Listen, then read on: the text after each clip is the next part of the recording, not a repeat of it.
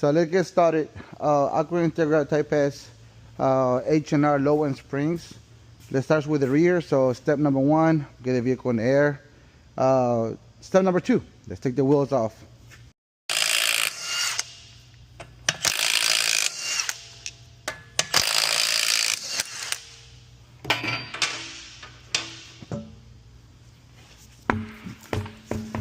Put the wheel and the place is good and safe.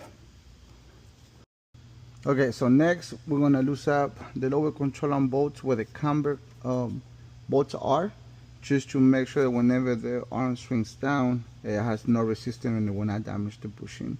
We also like to use a jack or something underneath to make sure this doesn't, take some of the load off. You know how to remove the shock?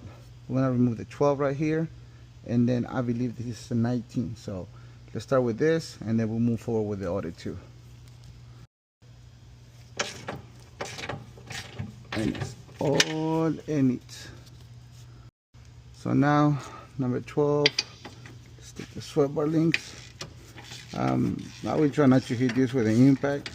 You gotta torque everything to spec anyways, but these bolts are really soft. They extend a lot whenever you cut them up, so if you can do it by hand, do it by hand. It will be your best bet. So we're starting on the passenger side anyways, so let's take this off, but both will have to come out so that way the arm can swing down. Alright, so loose this up, take this off. Lower control arm bolt at the camber bolt. Lower control arm at the camber bolt. Sweat bar link, bolt, sweat bar link. This is actually a 17. Put some support in there. This control arm actually has a bolt-on, a well-done knot. So all you got to do is just take them off. So let's get that off of it. And as I'm using just a regular jack just to hold the weight in place.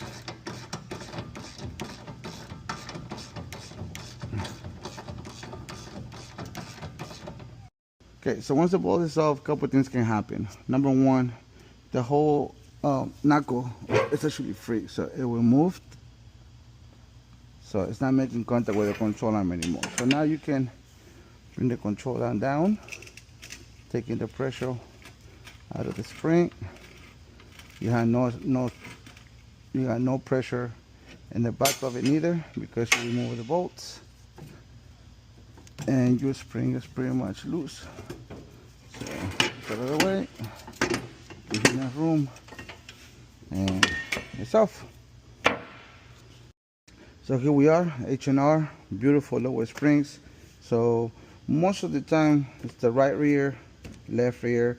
That's kind of how they want you to install it. But once you remove your insulators, you can actually match them, then you know you're on the right path. So let's see, this bad boy was here. You can turn it, bam. So we know that's what's going on in the passenger rear, which is what we're working on. So we got matching insulators top and bottom. In this case, the lettering is going to be facing up like normal. It has 2 little notches right there, 2 little nipples to go line up the orientation of the spring. You can always bring it up by hand, match it to the knuckle right here, and once again, using a floor jack or whatever jack you're using, all you gotta do, most Hondas, this Acura, beautiful vehicle, but it's technically a Honda Civic Type R. So it will apply the same way, because you can get there, and then if you push down, it's gonna start giving you the room that you need. So we already got that much. It took that much off of it. The jack is actually loose. So let's go up a little bit more. Push down, and there you go. So let's go get some Loctite, clean this up, get some Loctite on, and move on with the installation.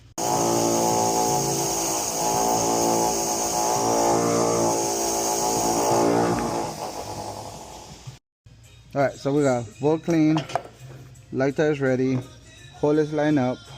we just have to make sure your sway bar link is also inside, because even though it's the last thing you want to do, you want to make sure that you don't leave it out. So when you put this on, like this, I'm going to use the impact just a little bit to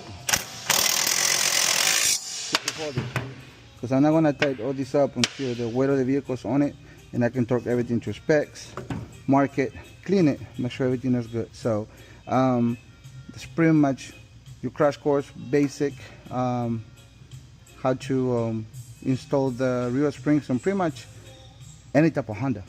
So we'll come back, I'll do the front ones, and then we'll move on with the build.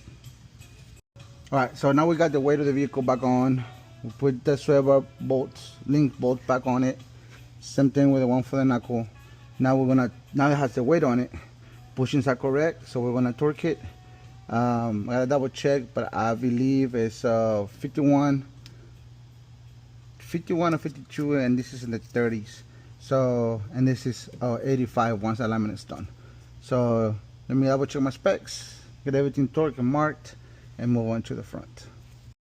All right, so yeah, swivel bar is 30.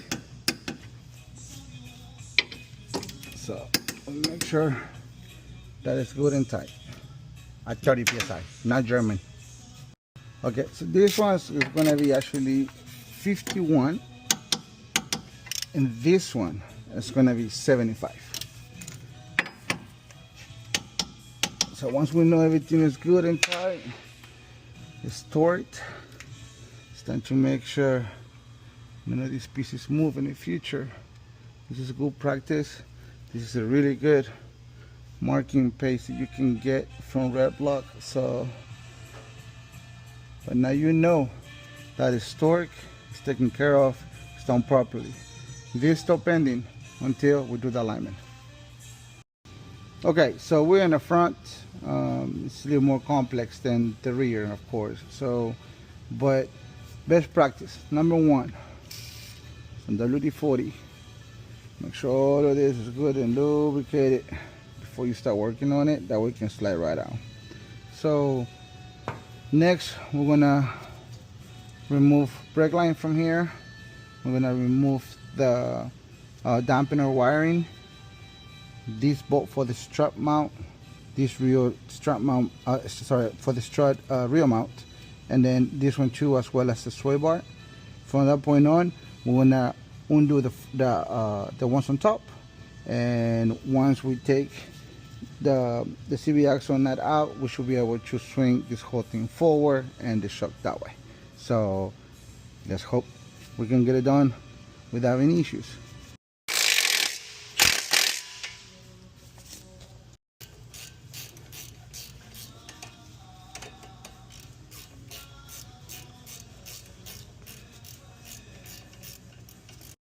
Alright, so we remove, I like to remove both bolts, the one from the brake line and the one from underneath separate. I don't like to move everything as one entity.